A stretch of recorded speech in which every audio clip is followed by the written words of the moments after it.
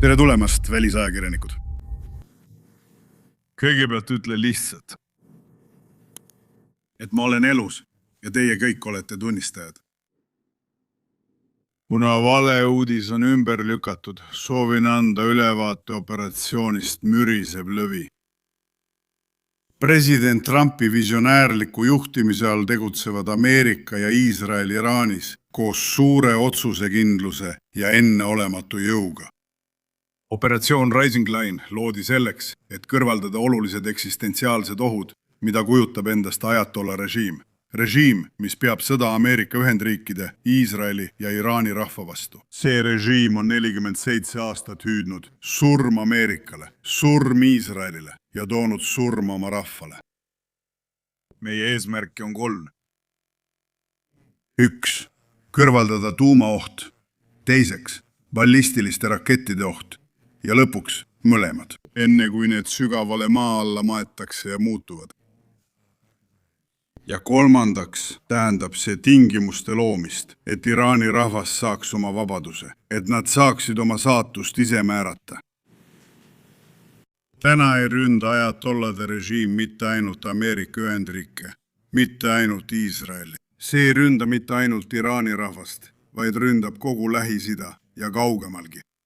Nad on rünnanud tsiviilisikuid, ameeriklasi ja Ameerika vara Iraagis, Kuveidis, Saudi Araabias, Bahreinis, Kataris, AÜEs ja Omaanis. Ja nad on isegi oma käsilaste kaudu rünnanud Küprost ja Euroopat. Oleme aastakümneid hoiatanud, et nende ballistilisi rakette kasutatakse sihtmärkide ründamiseks kaugemal. Ja kui neid ei peatata, on see alles algus. Iraani surmakultus üritab maailma šantažeerida, sulgedes olulise rahvusvahelise meretee, Hormuzi väina. See ei toimi. Iisrael aitab omal moel ja luurega ning muude vahenditega ameeriklaste jõupingutusi avada Teherani või õigemini Hormuzi väina. Aga ma palun teil ette kujutada, kuidas ajatollade režiim suudaks kogu maailma šantažeerida, kui neil oleksid tuumalõhkepeadega ballistilised raketid. Kujutage vaid ette, mida nad teeksid. Vaadake, mida nad praegu teevad ja kujutage ette, mida nad teeksid, kui neil oleksid rahvusvahelise ulatusega ballistilised raketid ja tuumalõhkepead. Kujutage vaid ette, kui suur oht see oleks. Täna kaitsevad Iisrael ja USA Ameerikat, Iisraeli, kogu Lähis-Ida, kuid ma julgen öelda, et kogu maailma. Hoolimata valeuudistest, mida levitatakse sõja algusest, juba 20 päeva oleme võitmas ja Iraani hävitatakse.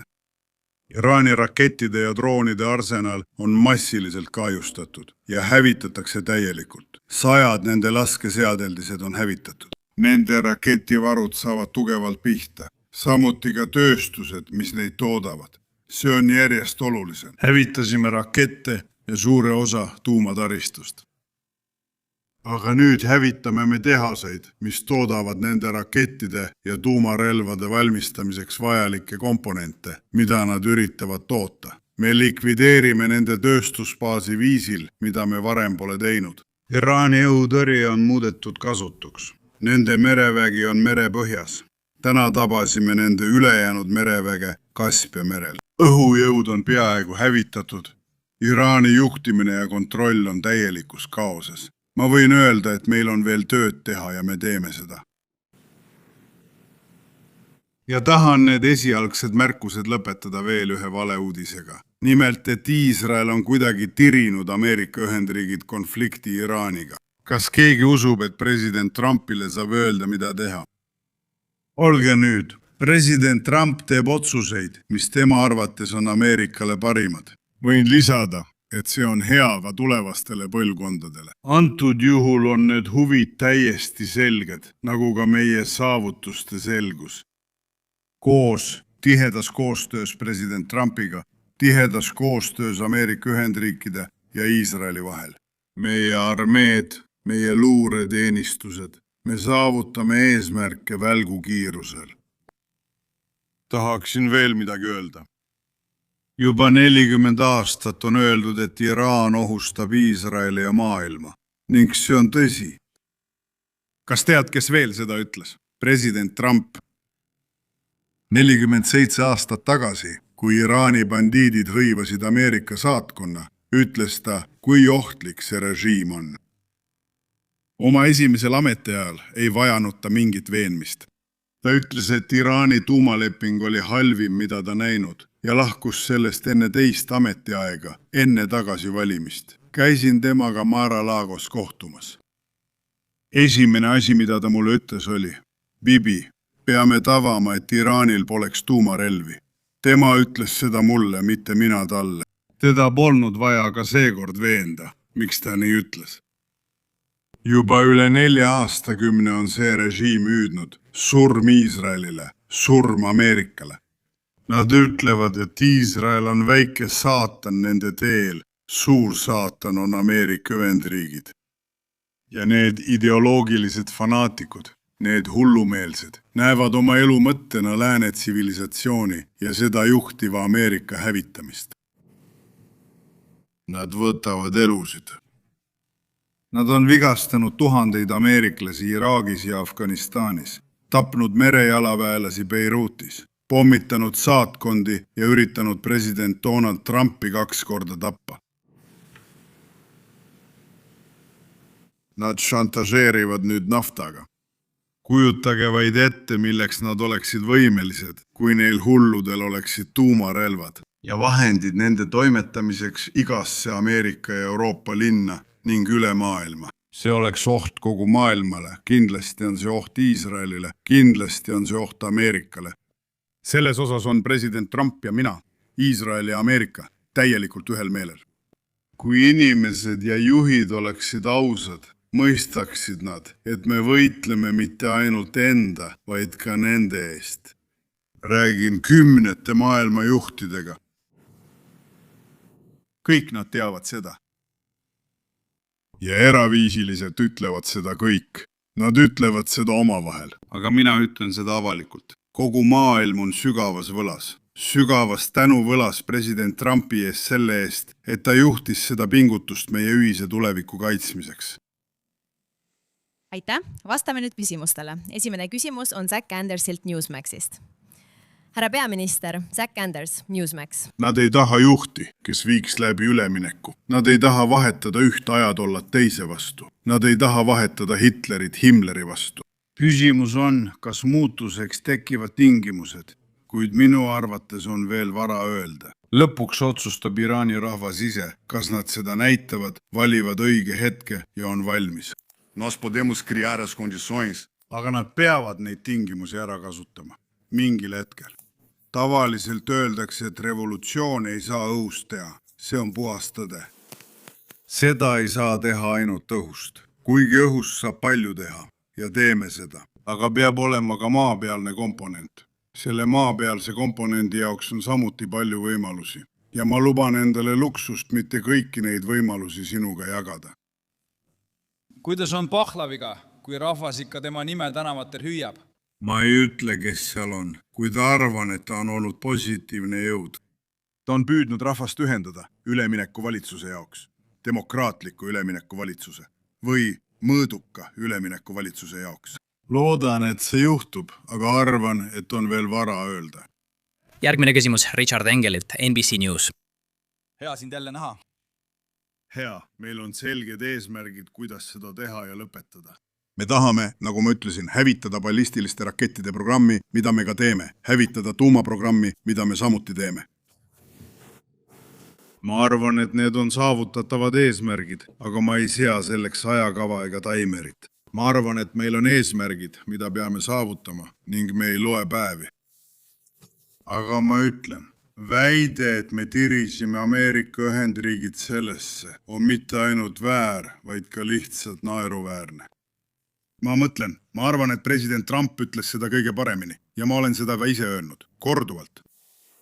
Alati on tegutsedes risk olemas. Eksistentsiaalsete ohtude puhul on suurem risk tegevusetuses. Mis oleks juhtunud, kui Ameerika poleks praegu tegutsenud? Kujuta vaid ette, mis oleks juhtunud mõne kuu, maksimaalselt aasta jooksul. Veel elus olev Khamenei oleks andnud käsu uue tuuma- ja ballistiliste rakettide programmi taastamiseks ning nende maa-alustesse rajatistesse viimiseks. See võtaks aega, võib-olla aastaid, kuid sa ei suudaks programme tabada. Nad arendaksid mandritevahelisi ballistilisi rakette. See tähendab rakette, mis suudavad tabada Chicagot, New Yorki, Floridat, Texast ja Californiat. Aga neil veel ei ole neid. Just seda inimesed ütlesidki, ootame.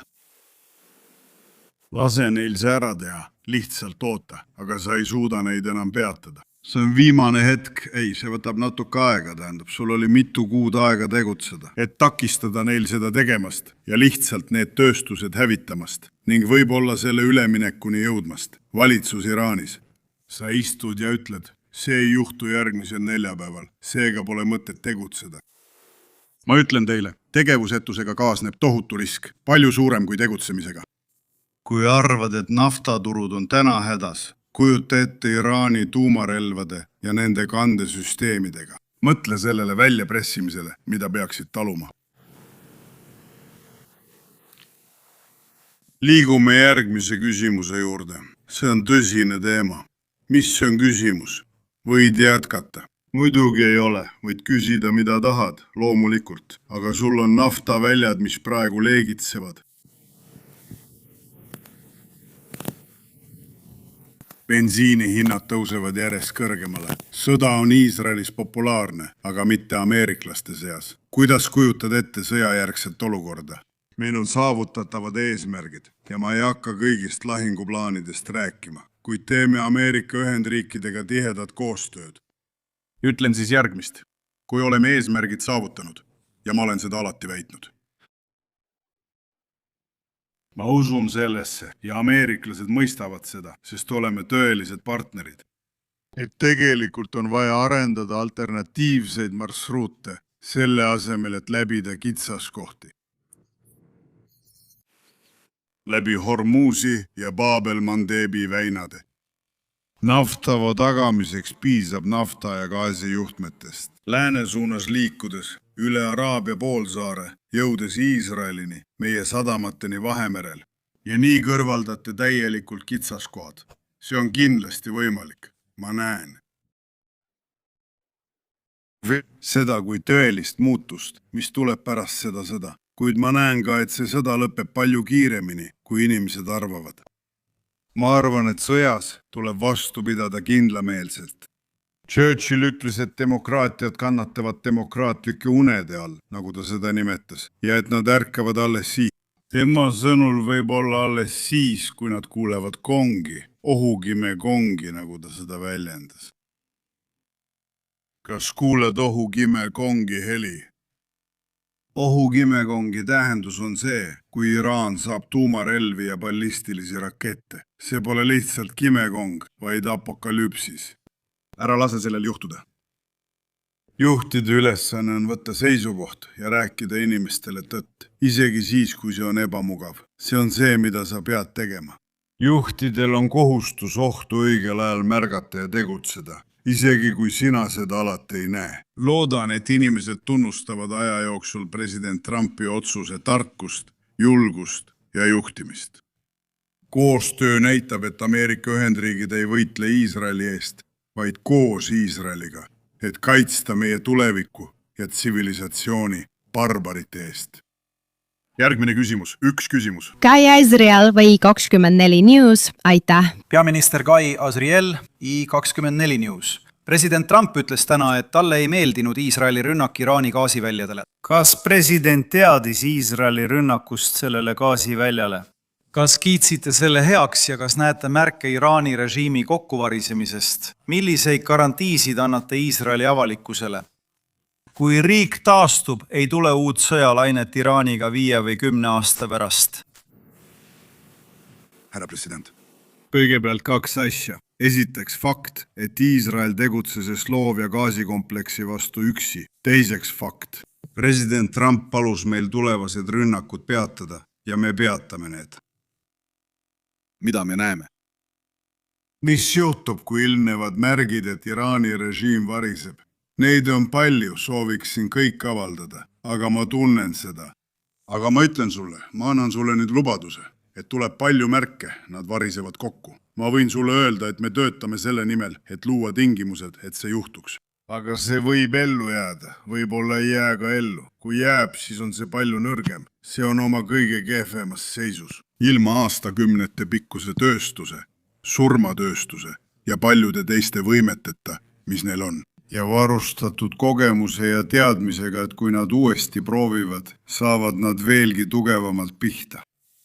Ma ei saa sulle rääkida tehnoloogilistest edusammudest, millega me tegeleme, et sellele ja teistele võimalustele ette jõuda. Aga Iisrael on juba näidanud, et suudab teha imelisi asju ja koostöös meie Ameerika liitlastega suudame teha uskumatuid asju, tõeliselt uskumatuid asju. Nagu ütles Pete Hegseth, sõjaminister, need on maailma 2 kõige muljetavaldavamat õhuväge. Need on maailma 2 kõige uskumatumat luureteenistust. Neil on võime barbaritega silmitsi seista ja neist jagu saada, nii innovatsioonis kui ka vajadusel surmavuses. Sihipärane surmavus tähendab tegutsemist mõrvarite vastu, püüdes vältida tsiviilohvreid. Meil on need võimed olemas ja arendame neid tuleviku kaitseks. Kui inimesed soovivad olla naiivsed, ei näe nad, millises maailmas elame. Selles maailmas ei piisa ainult moraalsusest, ei piisa ainult õiglusest, ei piisa ainult õigel olemisest. Kas sa teadsid seda? 20. sajandi suurkuju, keda sügavalt imetlen, oli ajaloolane Will Durant. Ta kirjutas palju raamatuid, olen enamikku lugenud. Ta kirjutas ka 100-leheküljelise raamatu Ajaloo õppetunnid, kus ütles. Ajalugu tõestab, et kahjuks ja kurvalt pole Jeesus Kristusel eeliseid Džingis Khani ees. Sest kui sa oled piisavalt tugev, halastamatu ja võimas, siis kuri võidab hea, agressioon võidab mõõdukuse. Siis sul ei ole valikut. Kui sa maailma tänast olukorda ei näe, oled pime. Ameerika Ühendriikide juhitud demokraatiad peavad taas kinnitama oma tahet end kaitsta ja oma vaenlastele vastu seista. On veel aega, kuni veel on aega, enne kui ohuvalikong neid äratab ja äratab liiga hilja. See ongi koht, kus me praegu oleme.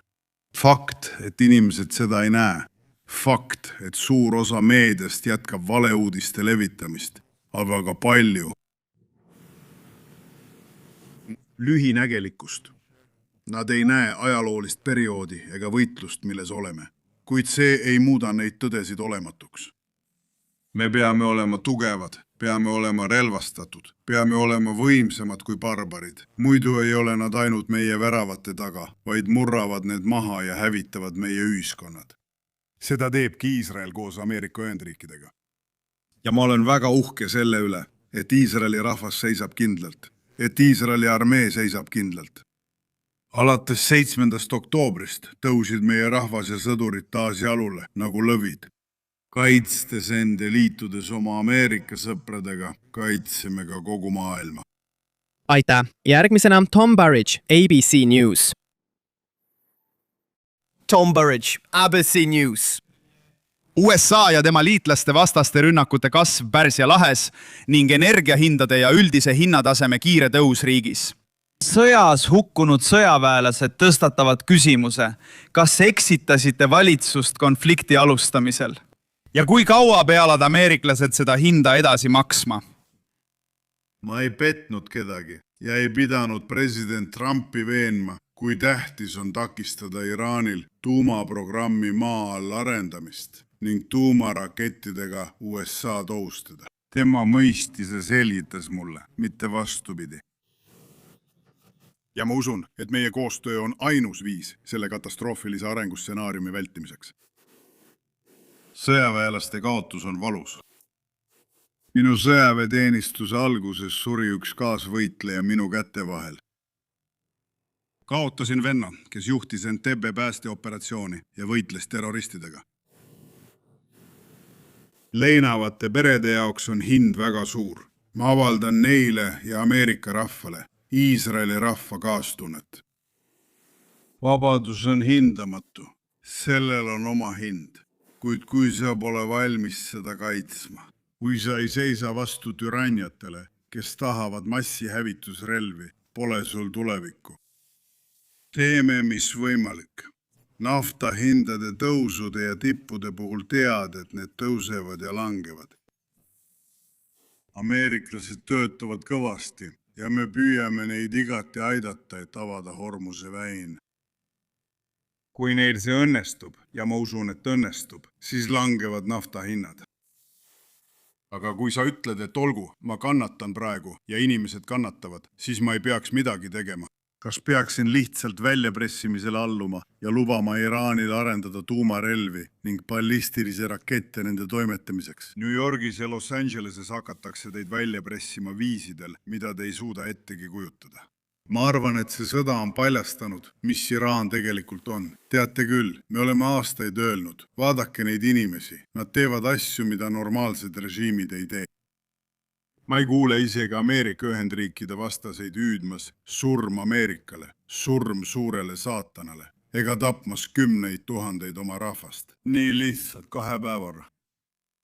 Mõnikord sa näed seda, aga see kombinatsioon, fanatismi ja sügava ideoloogilise hullumeelsuse kombinatsioon, sellele pole teist nime. Selle režiimi täielik südametunnistuse puudumine muudab selle erakordselt ohtlikuks.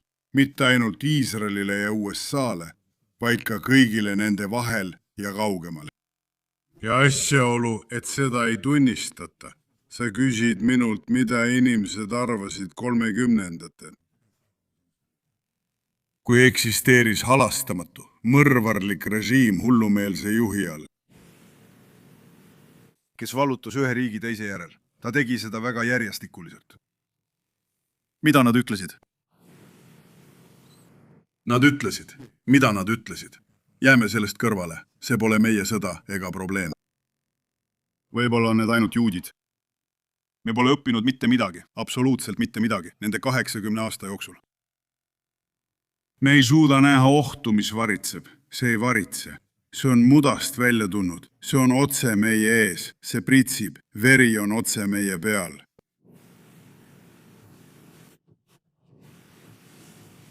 Ma ei suuda uskuda, et me oleme arutud. Me ei ole arutud. Rääkisin paljude ameeriklastest sõpradega. Nad ei ole arutud. Nad mõistavad seda. Mõned ei mõista. Osa ei saa. Mõned on tugevalt vastu. Paljud ootavad. Ma rääkisin, nagu ütlesin, paljude juhtidega. Me räägime kümnetest ja kümnetest juhtidest ning kõik ütlevad sama asja. Ma saan sellest aru. Mõned neist ütlevad seda avalikult ja on julged. Teised ütlevad lihtsalt, tead.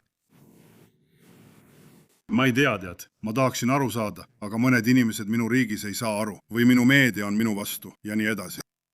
Mul oli hea meel näha Ameerika Ühendriikides, et tohutu protsent president Trumpi toetajatest, traditsioonilised toetajad, saavad sellest aru. Ja ma loodan seda oma kallite sõprade ja paljude aastate töökaaslaste puhul teisel pool koridor. Need, kes mõistavad ja nõustuvad sellega, mida just ütlesin, ja tean, et teid on mitu, palun olge julged ja tunnistage seda avalikult. Mis on juhi tegelik ülesanne, kui oled juht? Peamine ülesanne on tagada rahva kaitse ja turvalisus. See tähendab ohu varajast tuvastamist ja sellele reageerimist. See on iga organismi ellujäämise eeltingimus. Pead ohu kiiresti tuvastama ja tegutsema. Sul on 2 võimalust. Võidelda või põgeneda, kuid pole kuhugi põgeneda.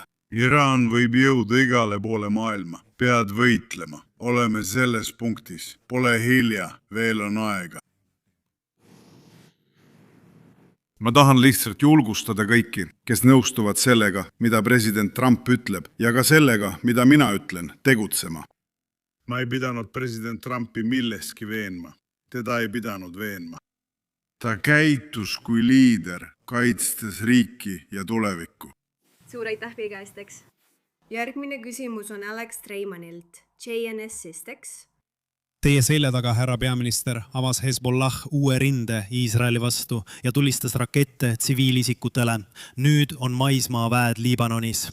Kas teil on kõhklusi täieliku maismaa-operatsiooni alustamisel, et Hezbollah likvideerida?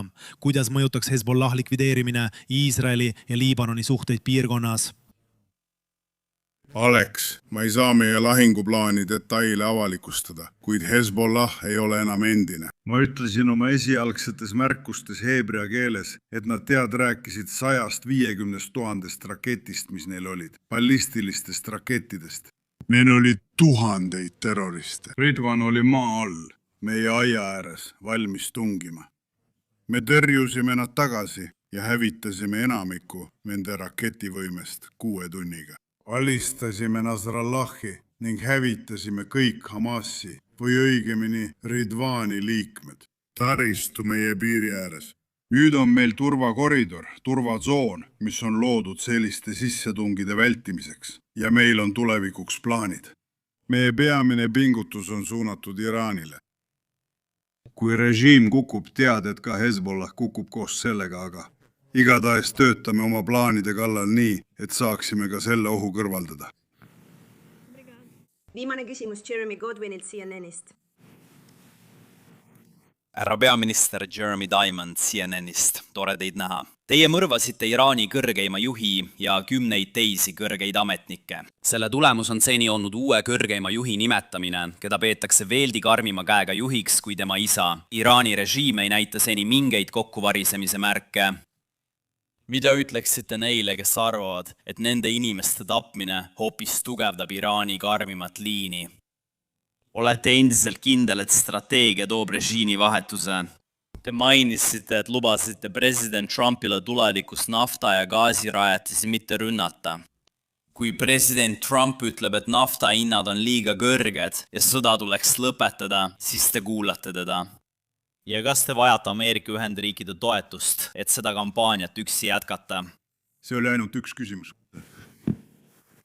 Jeremy domineeris vestlust, kuid ma vastan teie küsimustele.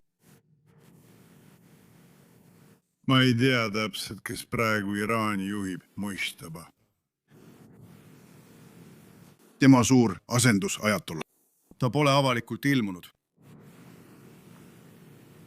Kas te kuulsite? Me ei saa täpselt garanteerida, mis seal toimub.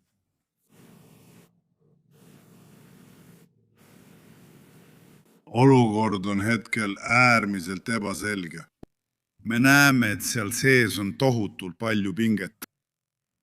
Juhtpositsiooni pärast võistlejad pole ühel meelel. Sa näed seda mõnikord nende vastuoluliste käskudega, mida antakse. Tead küll, eks? Nad teevad üht ja siis taganevad sellest ning nii edasi. Ma arvan, et neil peaks olema selge, et kui nad ründavad maailma või USA presidenti, saavad nad ise sihtmärgiks. See tekitab ebakindlust. Me leidsime, et kõrvaldamisel võib olla mõju. Nasrallahi positsiooni pole kunagi tõeliselt asendatud, sest mõnda inimest ei saa lihtsalt asendada. Ma arvan, et autoriteet ja kontroll, mida Khamenei on omanud, ei kandu kellelegi üle, ei Mustafale, kui ta seal on, ega ka kellelegi teisele. Arvan, et see on osa jõupingutustest režiimi lõhestamiseks. See ei juhtu päevaga. Selle sõja algusest on möödas 20 päeva. Jah, me näeme lõhesid. Me näeme lõhesid ja püüame neid võimalikult kiiresti levitada, mitte ainult kõrgemas juhtkonnas, vaid näeme lõhesid ka rindel. Tead, see on nagu mäda ja õõnes puutükk, mis väljastpoolt püsib koos, aga seest on täiesti mädanenud. Me näeme desertööre ning hirmu ja ärevust revolutsioonikaardiväe üksustes, kes kasutavad ballistilisi rakette. Tead miks? Sest nad kardavad surra. Mitte kõik neist ei ole enesetapjad. Tegelikult enamik neist ei ole. Nii et me näeme mõrasid, aga me tabame neid uuesti ja uuesti. Vähemalt tahame me taas kõrvaldada nende relvade tootmisvõimekuse. Neil tuleb kõik uuesti ehitada, mis on raske. Seda on maa all raske teha. Nad ei saa osi lihtsalt maa alla viia. See muutub neile palju raskemaks. ideaalis, kui on piisavalt pragusid ja muid üksikasju, siis jah, režiim võib muutuda. Kas see on kindel? Ei. Ja lõpuks on see Iraani rahva otsustada, kas nad kasutavad ära neid tingimusi, mida me loome selle režiimi nõrgestamisega. Eks me näe, ma ei saa sulle öelda. Nad on julged, ma ei tule siia neid kuidagi kritiseerima. Ma arvan, et nad on väga julged. Ma arvan, et nad on tohutult kannatanud. Ja küsimus on, kas tekib kokkupuutepunkt režiimi nõrgenemise ja rahva ülestõusu vahel? Erinevatel viisidel, mis võivad areneda, eks me näe. Nafta ja gaasi kohta saan öelda vaid järgmist. Ausalt öeldes ma ei usu, et need kaks liidrit olid nii koordineeritud kui president Trump ja mina. Tema on liider. Mina olen tema liitlane, Ameerika on liider. Iisrael, just nagu riikliku julgeoleku memorandum, meid kirjeldas. Ma arvan, et umbes 6 nädalat tagasi midagi sellist. Nad nimetasid Iisraeli eeskujulikuks liitlaseks. Nii nad nimetavad eeskujulikku liitlast. See pole supervõim, aga just seda Ameerika kogu maailmas otsib. Ja sa kuuled seda. President Trumpi ja administratsiooni liikmete kõnedes. Nad ütlevad, oleme teid aastaid aidanud. Kus te nüüd olete, kui teeme midagi, mis on teile sama tähtis kui meile? Ikkagi on riik seal, hoolimata kõigist laimudest, mida Iisraeli kohta levitatakse. Et Iisrael imeb Ameerika Ühendriikidelt kasu ja nii edasi. Ei ole. Iisrael on vapper riik, otsusekindel riik, imeliste sõduritega, uskumatu julgusega. Võitleme Ameerika Ühendriikide kõrval ka siis, kui olukord on pingeline ja võitleme ühise eesmärgi nimel. See on kõige olulisem koostöö. Tegelikkuses suhtleme president Trumpiga regulaarselt omavahel. Meie meeskonnad arutavad küsimusi, sõjaväed teevad tihedat koostööd, nagu ei kunagi varem. Lõppkokkuvõttes teeb president Trump oma otsused ise ja ma austan neid täielikult. Ainult üks küsimus, Jeremy. Aitäh! Suur aitäh, härra peaminister, ja kõigile küsimuste eest.